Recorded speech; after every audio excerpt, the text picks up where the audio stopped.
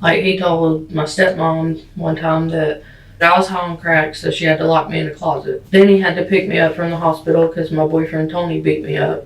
Never dated anybody named Tony. He has said that he was shot in combat. Did not happen. And he told me that he carried someone out of the woods with their guts hanging out when he was in the National Guard. She didn't come to the sheriff's office to identify a stranger. She came to help build a murder case against her own father. Megan Curtis had spent years listening to Jason Curtis tell wild stories. Stories that never happened. But this time, it wasn't a story. Because a man was dead in Florida. And her father's name was suddenly connected to the crime. I have a relationship because he wasn't really a dad. He was more a face. He was supposed to build a porch, so we were getting back close, but we've never really been, like, real close. Was he ever close with Rachel? I mean, yeah, she was the baby. I mean. And he lived down in Florida for some time, right? Yeah, for about 15 years, I guess. You lived up here when he was down there? I mean, we went back and forth, like, on summers. My Nana would take us and we'd spend the summer, but my stepmom was awesome, so she took care of us. When it comes to, like, your dad's house, do you have free reign? Are you allowed to just, go in whenever you want? Do you need permission or anything like that? Not really, but out of respect, I would tell him if I was coming over. But he always told me there's a key on the back door, come in whenever you need to. The day you found the note, did he know you were going over? No. No. We were going over to just clean up the yard because it looked like a crackhead lived there. Gotcha. And if he's going away for murder, then, I mean, I'll be taking over the property. Where in the house did you find that notepad? Outside. Where outside? Did you go over there? Okay.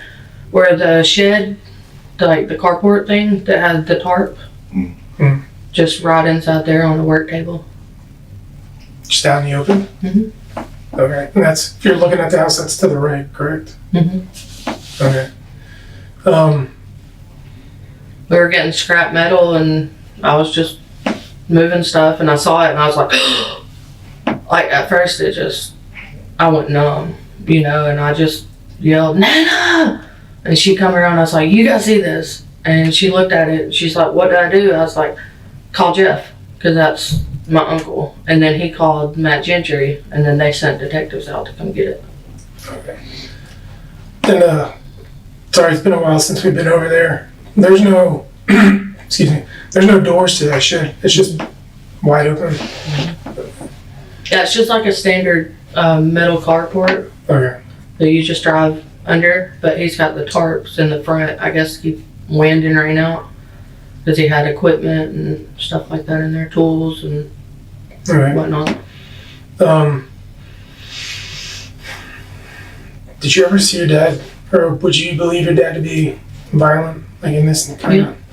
Yeah. What makes you believe that? Well, he's hit my brother, he's hit me, he's told stories of other stuff, so. What kind of stories, if you don't mind? Several years ago, he had told a story about some girl he was, now this has been a while, some girl he was with, boyfriend showed up at, I guess, the pier at Pensacola and pulled a gun. So he said he snapped their neck. Had to talk to the police, blah, blah, blah. Well, I started calling down there to find out what the hell was going on because my dad has always told stories that are not true. Like, just make up random shit.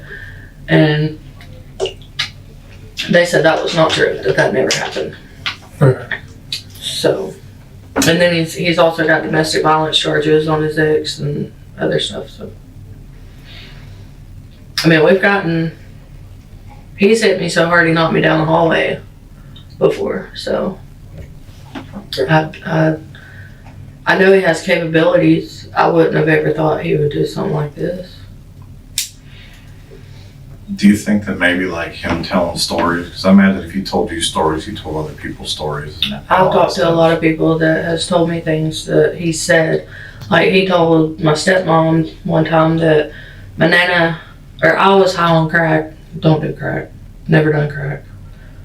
That I was high on crack, so she had to lock me in a closet. Well, one, she has sliding closet doors. None of her closets even locked, so I don't know where that come from. Then he had to pick me up from the hospital because my boyfriend Tony beat me up. Never dated anybody named Tony. He has said that he was shot in combat. Did not happen. He said that he had, and this is stuff he's told me, and he told me that he carried someone out of the woods with their guts hanging out when he was in the National Guard, but that never happened.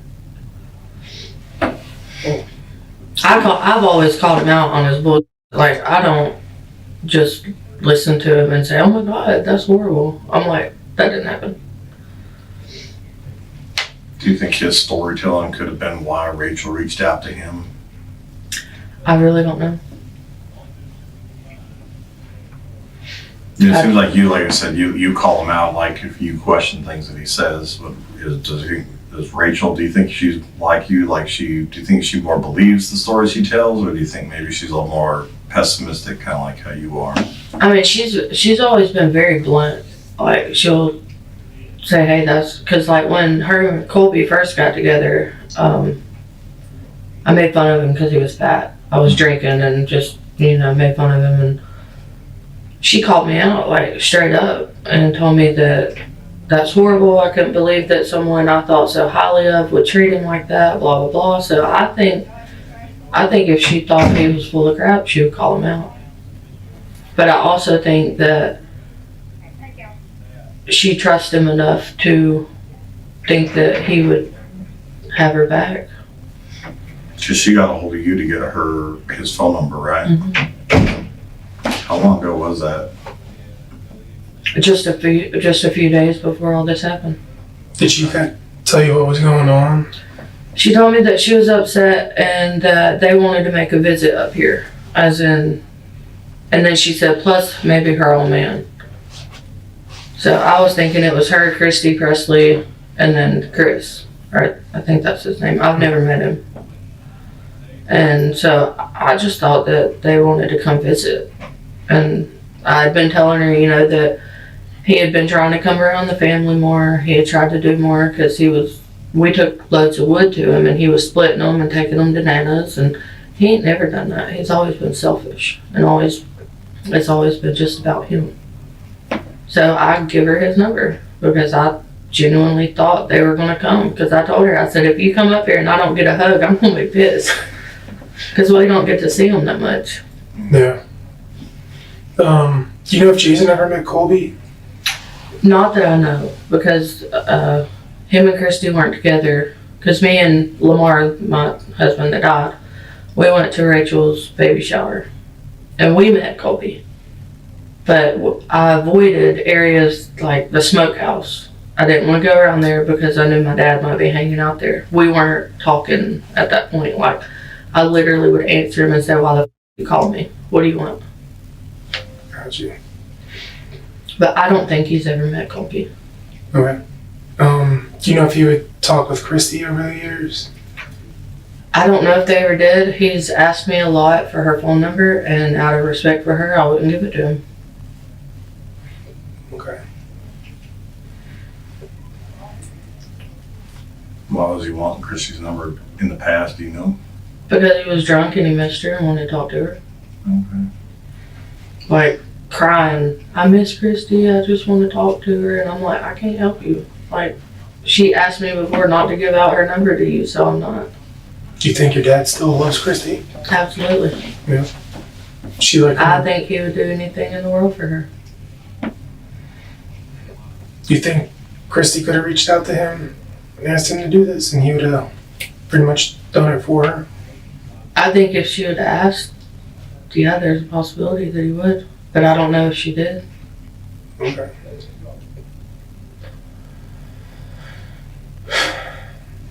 The last thing that me and Rachel talked about was I went to the doctor and found out when my first ultrasound was, and she was super excited. Your dad's wife right now, are they actually married or? Mhm. Oh, okay. I didn't think so. I didn't remember finding paperwork. They just refer to each other. Well, he's always referred to anyone he's been with as his wife. Okay. Um, what's happened with her since all this has come out? Was she not staying at the house with him no more? Mm-mm. She moved out? She's, from what I know, she's at her mom's. But she doesn't want to talk to him. She said that she can't handle the stress and that she hopes he's innocent, but she can't deal with it anymore, so.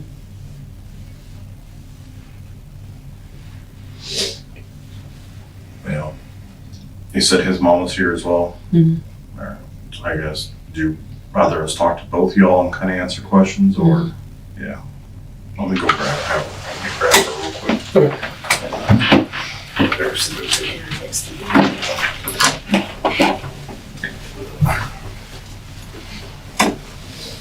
In 2023, 24-year-old Colby Vincent was shot and killed outside his Florida apartment. Just days earlier, Colby had won shared custody of his 4-year-old daughter, a legal victory that should have marked a new beginning. Instead, it became the trigger for something darker, because the child's mother wasn't alone in this fight. And her stepfather, Jason Curtis, was willing to go further than anyone expected. Talk with us. Obviously, been talking with Megan a little bit, so we were asking her a couple questions about that note. It's for both of you. When you saw the note, did you recognize that handwriting at all? Mm-hmm. It's his handwriting. And by his, you mean your dad, Jason? Mhm. Jason Curtis.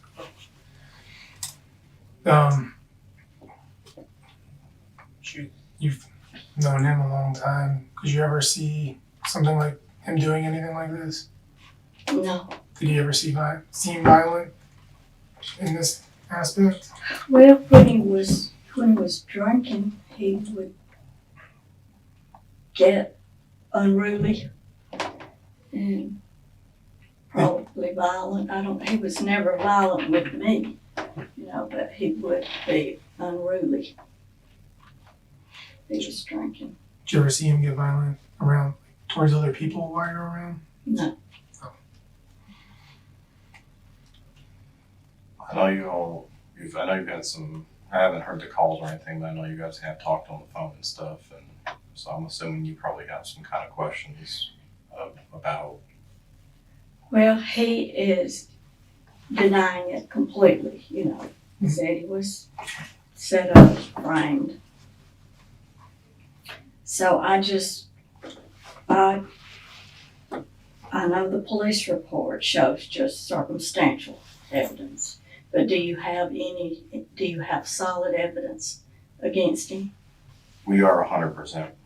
We were 100% positive when we came up here, but we got some other evidence back since that time, and it even more solidifies 100% that this happened.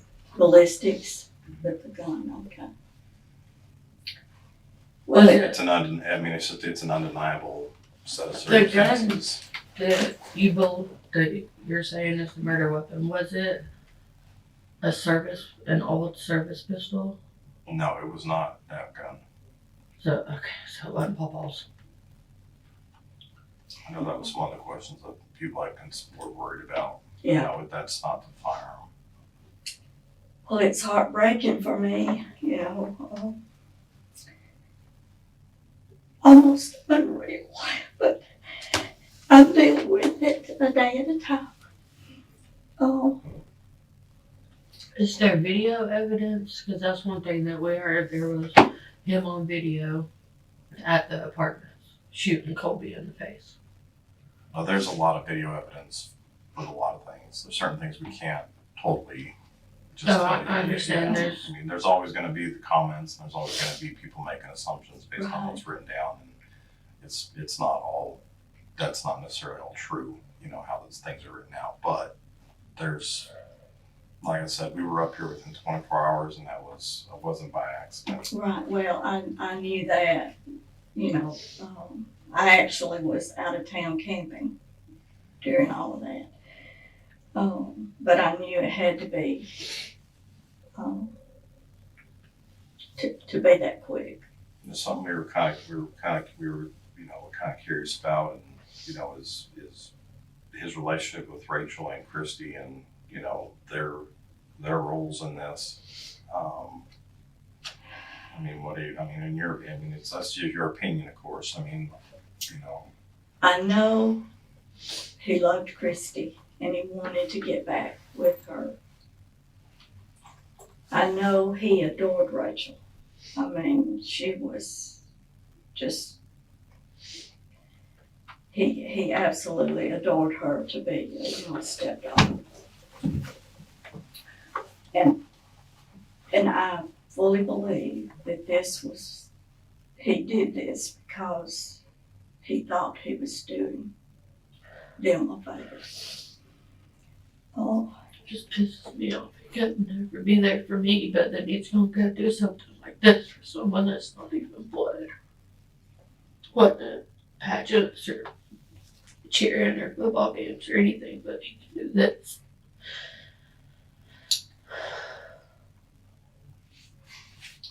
but last night he was adamant that he would be out of jail by the weekend.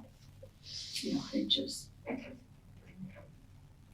said he would be out by the weekend, and we needed to prepare to come get him because he thought he would be out.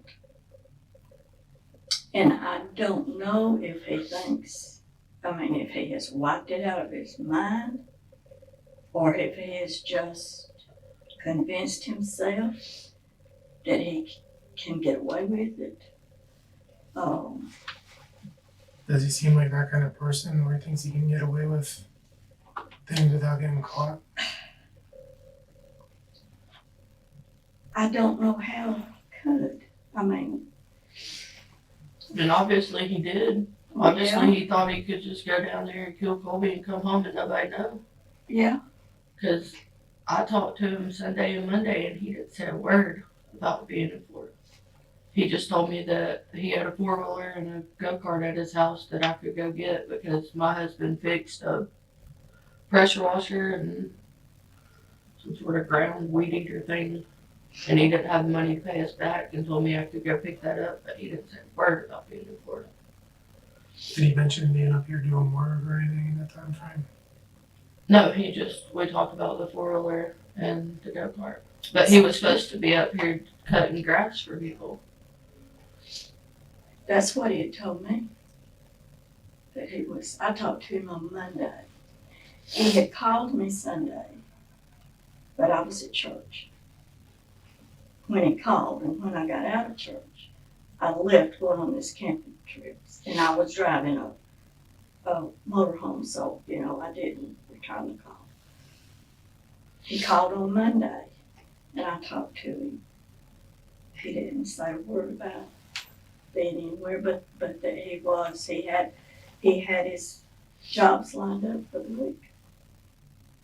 So,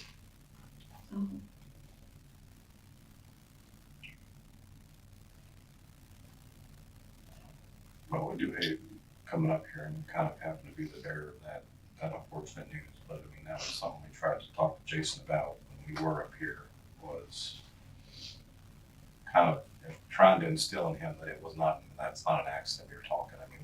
We must have reminded him of that multiple times, and he was just kind of held in on this just amazing set of circumstances, and that's all it was. Even though, of course, he had initially lied to us as well and said that he was never even there. he said he wasn't there? He started off that way. Oh, okay. Yeah, that he was never even in Florida, but we'd already talked to his girlfriend, and of course, she was like, she didn't. Yeah, that's how I found out they were She, in of there. course, had no reason initially to say No, anything otherwise. So. Today she will tell you that it was her idea for them to go down there. She can't comprehend that he put it into her head somehow. It was very hard for her to hear that nothing about their trip was an accident. It was, sitting here with her, it was very hard. I think that was a very hard thing for her to hear, especially after some evidence that we had obviously located in her car. So like at the time, I think that was very hard for her to see. And Was he drug tested when they arrested him here? that's not usually a common practice. I know, but I would like to know. I'd like to know if it was meth, if it was alcohol, you know. Has he been known to use meth? I don't know. Yeah. We found it in his, I found a broken pipe in his desk in his house, and then me and my husband got his truck out of impound because he owed so much money to a loan place that we got it and give it back to him because we're not paying almost $4,000 for that truck. It's not worth it. And sitting on the dash in a little tin was a meth pipe and bags of meth. but I'm And they sure let us drive out of the you impound with it in picked there. it up here at the Yes. sheriff's office. So Yeah. I know they found it in there and they just left it in there, I guess. Because it was at my house for A week or two. before, and it was just sitting up there, and I never bothered. I didn't even know what it was, you know. And, well, I didn't even unlock the truck. What made investigators focus on Jason Curtis wasn't a rumor. It was something physical, something written, a handwritten note, not vague, not random. It contained Colby's description, his address, his workplace, even details about his vehicle. And the most terrifying part? That note wasn't found by police. It was discovered by Megan, his own daughter, sitting out in the open like it didn't matter if anyone saw it. No, you didn't get in it till we came over to clean it out. Yeah. And then that's when I found it on the dash. And my heart sank because my husband's never even smoked pot. Like, he don't drink or do anything. And if he would have got pulled over, Yeah. he would have been charged with that. And it came from this impound. Well, in their defense, it was, I mean, they were hanging on to it for R. You Yeah. know? And when But we went through it, it was more of a. They working weren't on one looking thing, for not- that. Right. And I understand right, that. that's what That's I told her. I irrelevant said to that the didn't case. matter at that point, but I would like to know if he had it in his system. Because something had to trigger that. A normal person doesn't do that. And something had to trigger either. And that's what I was kind of curious about his personality as far as, you know, a history of like maybe I don't want to use the word arrogance, but almost like an arrogance of I can get away with things kind of mentality. He was arrogant. Yeah. I think that he's been let by with stuff for so long that he just thinks he can do whatever he wants. And that he's just going to get out of it. I mean, his mama was in adult probation and parole. His daddy was a police officer, so he thought he could just throw that name out there and. But we never got him out of stuff. No. I mean, we never. He did mention that in our interview. He tried to use that as his kind of a defense to his person, to his Right. character. And see, we never. Papa would flip his lid if he was alive Oh, yeah. with all this going on. I'm glad he doesn't. No. Do y'all know when the last time you actually went down on the bar was for this incident? When he went and got John? Yeah. November 2022?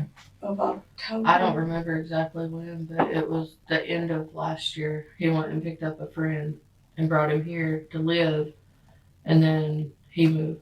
That had just gotten out of jail. I don't even know his last name. His name is John Muckler. And I'm like an investigator. I remember certain stuff. Yeah. Like, as soon as this happened, my brain started all the what ifs. That's why it's easier to talk to y'all so I can cancel out these what ifs and maybe I can sleep at night. but he told me he was going after John. That John had gotten out of jail. I think he'd been in 6 months maybe. But and He told me he was going to get him away from the man. Right, that's what he said, that John said he couldn't stay clean if he stayed where he was. So he was going to get him. I said, Jason, that's not a good idea. And he said, well, Mama, if I don't and something happens to him, I'll always regret it. I said, okay. Well, because John had helped him in the past to give him a place to live for a long Right. time. So he went and picked him up. And John was up here, I don't know, a month, 2 months, 3, I don't even remember. I never went over there during that I time, so I didn't don't know either. how long he was But there. they came to the house.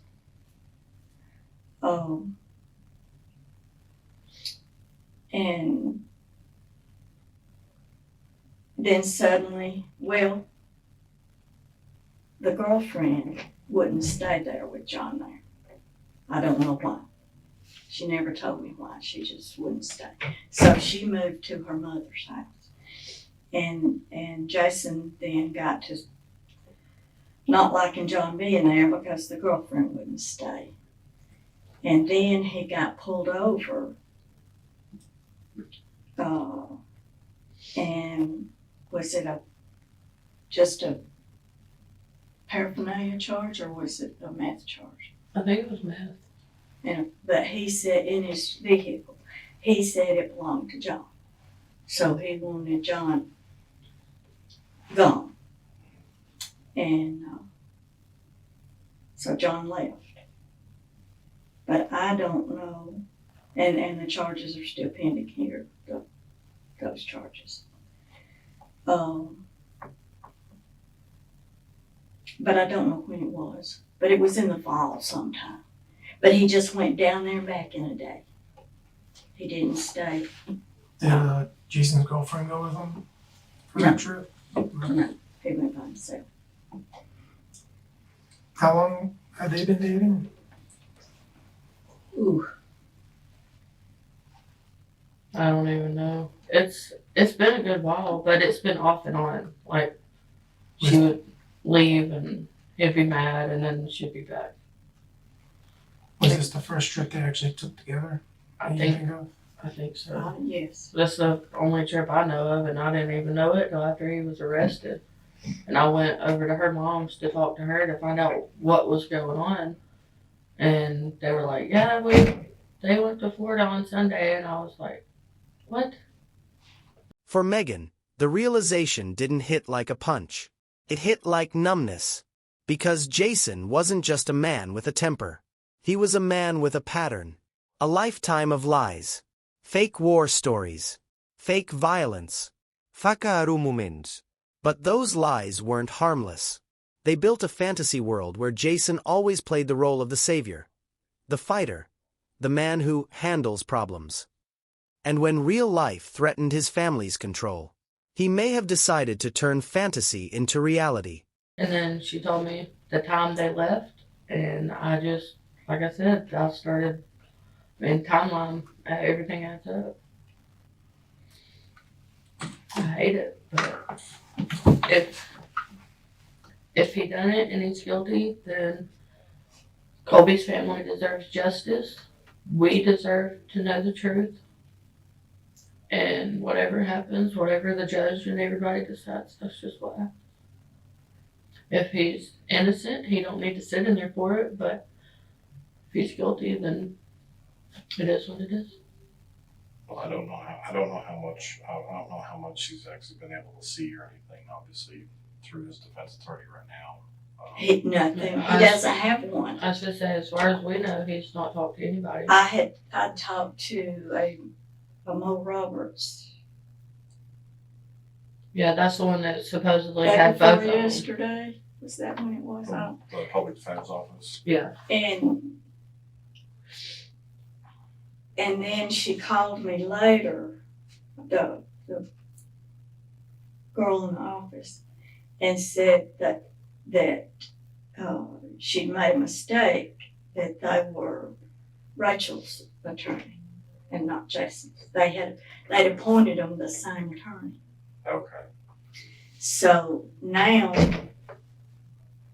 they're going to send Jason a letter and tell him what he needs to do to get an attorney. Go to the conflict something. But then yesterday I talked to, what's his name? An attorney who said he was the most expensive, but he was the best one. Was a number Jason had given me. And he told me it would be $60,000 for the defense. And I said, I can't do that, But he still was going to try to video chat with Jason to see if he had had a bond hearing. I told him I didn't know if he'd had a bond hearing or not. Jason hasn't said. Well, on the Santa Rosa County jail log, it's still no bond. He won't have a bond, will he? At least as of right now, there's not a bond set, but that was based on just the initial Okay. So if he has a Hearing. bond hearing, he might have a bond set. I would think they would probably assign him a bond, but that's gonna be, there's certain stipulations, like there's gonna be concerns that he's out of state. Right. So there's just gonna be a lot of factors the judge will take into consideration on deciding whether or not he's eligible for bond or what that's gonna be. So, but I don't want him to misspeak and say something wrong. So Well, right. Oh, I understand. But, we can't make the bond no regardless. I'm not going to. If they are 100% sure that he done it, I don't even really want to talk to him again. Because I was just trying to give him the benefit of the doubt that maybe he was set up and maybe he was suckered into coming down there and then they had somebody else do it, pin it on him, blah, blah, blah. But I can't keep my mouth shut and I will flip my on him if I talk to him. Because Maybe not that's what he only needs to have his. not I can only promise is you that did it not happen. Huh? I can promise that did not happen. what It was not set up. just makes me angry because right now being pregnant after losing the one last year is supposed to be the best time of my life. And it's one of the most horrible.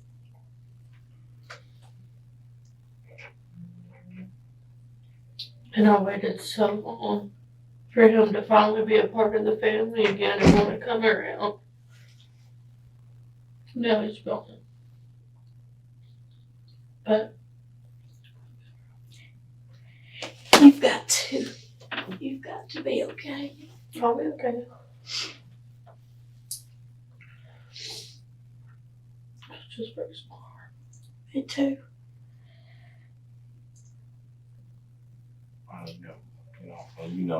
Your life and your career growing up, and this sometimes it's the worst part of sitting in the seat is talking to families Absolutely. on Yes. either side of the fence, because it's unfortunate that one person's actions, how much they can deeply affect so many people. They don't understand that it doesn't just affect them, that it affects so many lives.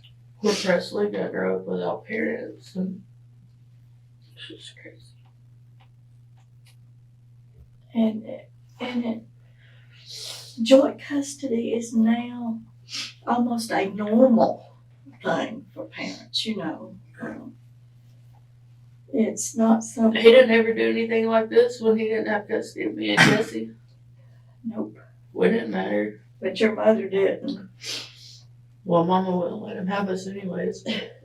He didn't even try. The only reason we were ever even allowed to go down there and visit in the summer is because Christy was such a good woman. From your interaction with Colby, did he ever seem like a bad person? No. Which I was only around him I think twice. Other than chatting back and forth with him and Rachel online and stuff. But the times I was around him, he was always happy and smiling, and he was just a nice guy. Did they have Presley at that point? The one time was the baby shower, and then the other time, me and Nana, my husband that died, and his son took a week We stayed in a condo down there, and Christy and Presley and Colby and Rachel came over to see us. Did he seem like a good dad towards Presley? I mean, to me, he did. I was thinking about that this week. I mean, I still got pictures from that trip, and Right. they're all smiling. But Most people described him as very docile and kind of a very docile pushover type of person, really. Is how I mean, most he people was- described him. He was like a big, goofy, just a goofball. I mean, he was always smiling, but he was more quiet until, if you opened up, he would start laughing and opening up too. But other than that, Rachel never even said anything about Colby ever being bad to her, much less Presley.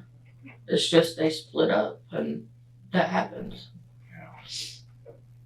That's why when I found out he died, I tried to call Rachel because I just knew that she would be tore up about it because, her child's father was just killed. I didn't think that she had a part of it, or my dad for that.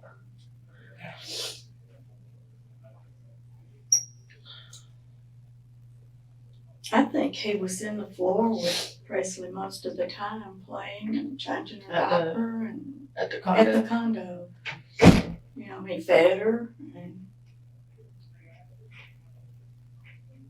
He didn't even really want us to walk down to the beach that day. He's like, no, we don't need to leave Presley by herself up here. And it's like, she's with Christy and Nana, she's fine. yeah, So we walked all down to the beach, and the whole time we were down there, he's like, we need to get back.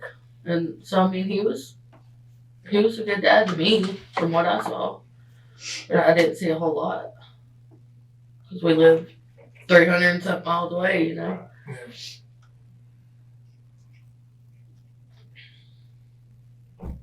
Well, it's a horrible situation Yeah.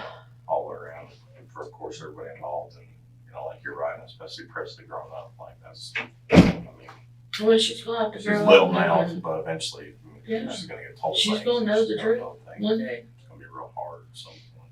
is she with his mother? Do you know? Okay. Well, they're good people. Of course, I wasn't around them, but one time. I didn't like her at the baby shower, but it's just because they have money, and then, how Well, people like that with money look at people that don't. And I mean, she was nice. I can't say that she wasn't. I just didn't care for the looks of, make you feel like they think they're better than you when we're all the same. Money don't matter. After the arraignment, what happens at that point? So right now, his next one the arraignment will probably be when he's formally charged, when the state attorney actually files the formal charges. And that's probably when that'll occur. So once that occurs, that's probably when defense will ask specifically for a bond hearing. If they don't just do it right then, right? At that time. And then followed by that, depending on bond or anything, that's when they'll just start working towards, scheduling depositions or prelim hearings or motions hearings, whatever, start working its way to trial. So, and, that's so in the air about how long that takes before that goes anywhere. Right. It's just, that's a long process, so. I figure it'll be pretty quick if you have the evidence that's,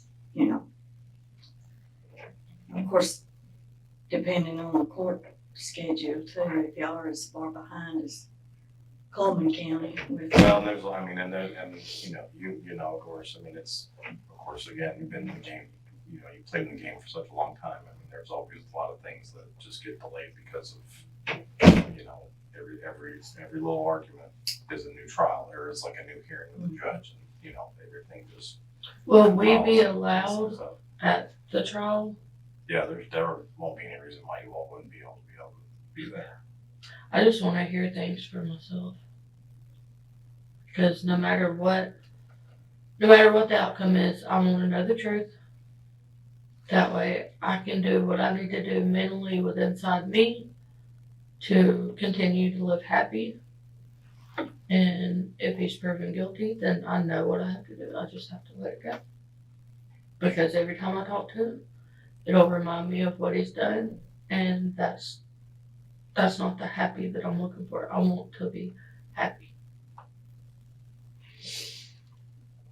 You said you called Rachel after you found out about Corey. Mhm. Did she answer? Mm-mm. Which I worked Monday night. I just went back to work that Monday night, and I was asleep. And then I woke up, which I've been having morning sickness and everything, so I'm up and down. But I woke up and I just was laying there scrolling through Facebook, and I saw it, and I was like, so I tried calling her. I wanted to make sure she was okay, but nobody answered. So then my brain started running again, and then I found out my dad was arrested, and just threw me in. Which, while I was on the phone with you, I lost it. I just had to give my husband the phone. From the years her and Colby were separated, did you ever hear her talk bad about him or anything? No. Did you ever mention like him being a bad father, like once they split, anything along those lines? She never told me any of that.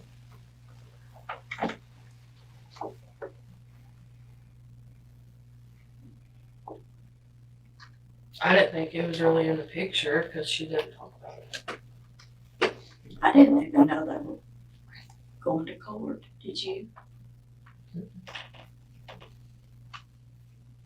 was a long time, so it was like a year-long custody battle. No, we didn't really talk about that. And I don't Yeah. think Colby had even seen Presley for close to a year Well, that's before what I that read. day. So Yeah, I can't imagine that either. And he had just got her back that day, right? It was the first day he saw her in that time frame. Was Presley there when it happened?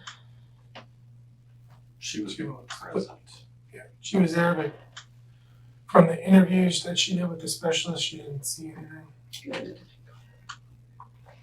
That's what I've been worried. But she was there at the apartment when it happened.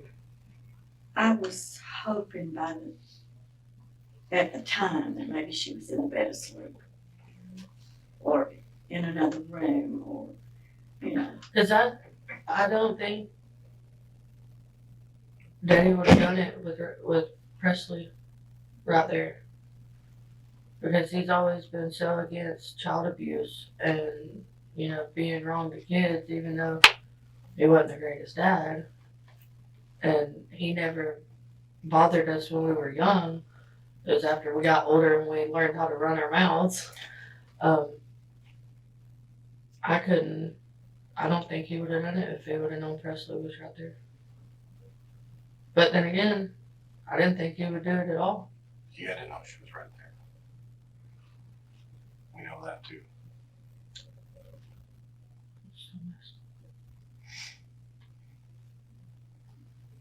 I don't know. I guess, you know, my hope is that Jason could come to Reality and reality accept it. and just, you know, maybe if he found it in his heart to just admit what he's done. I mean, I don't know if he ever would, you know. I don't know what to say to him, you know, when I talk to him. I don't think I'm going to answer. I only had like 6 minutes left or something when he called last night, but I don't think because I was going to let that time run out and then wait till his hearing and see what happened and then decide if I wanted to talk to him again or not. But I'm not willing to put the baby at risk anymore, so I'm not going to talk to him.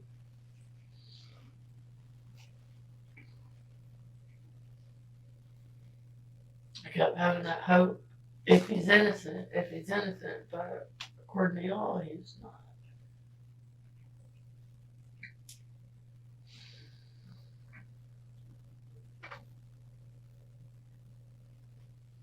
They should have a rage room here. Well, and he's not the only one who got charged. I'm sure you've seen that got on the news and stuff that Rachel and Christy have both been charged with crimes as well. So there's also a high likelihood that those will get upgraded. Well, He had to get the information somewhere because he didn't know Colby at all. I mean, he had detailed facial tattoos, the kind of car he drove, his height, his weight, the apartment number. I mean, he had intentions of something because not only was it wrote down at home, y'all found it in the vehicle too. Which that makes it twice that he wrote it down.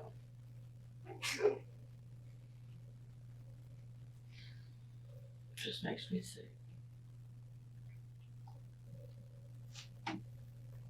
Was the gun in the car or was it in his truck when they found it?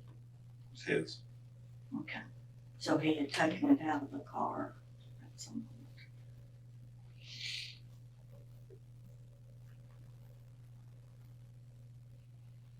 Yeah. I mean, this is all information that he's gonna get eventually. I mean, obviously through his attorney. Absolutely. Yeah, it's not like it's a secret. I can't tell him anything. I mean, It wouldn't do any good. He's just gonna say, oh, they're full of crap.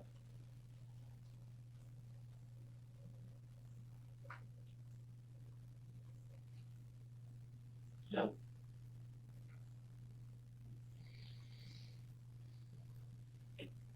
Now I'm mad. well, you're gonna go through so many emotions because you do when there's death, you know that. You've been there already. And this actually, I think, is worse than death. That's what I keep saying. It almost been easier if they would have called and said, hey, we found your dad dead instead of this. Because at least that process will be one and done, bury him and it's over. And this is just going to keep dragging on. And then I have to live the rest of my life knowing that my dad killed Colby for almost absolutely no reason. Yeah, me too, and my life is nothing. And the rest of his, you know. When you get 75, you don't have that many years left, but I have a good support group, family, my brothers and sisters, a good church family, and Investigators weren't just dealing with a murder. They were dealing with a family collapse. Because Megan wasn't only trying to understand what happened to Colby. She was trying to understand who her father really was. A man who claimed he was framed. A man who believed he could talk his way out. A man who still acted like he'd be home by the weekend. But the evidence kept stacking up. And Megan realized something terrifying. This wasn't an accident. This wasn't a misunderstanding. This was premeditated. And the killer might have been the man she called Dad.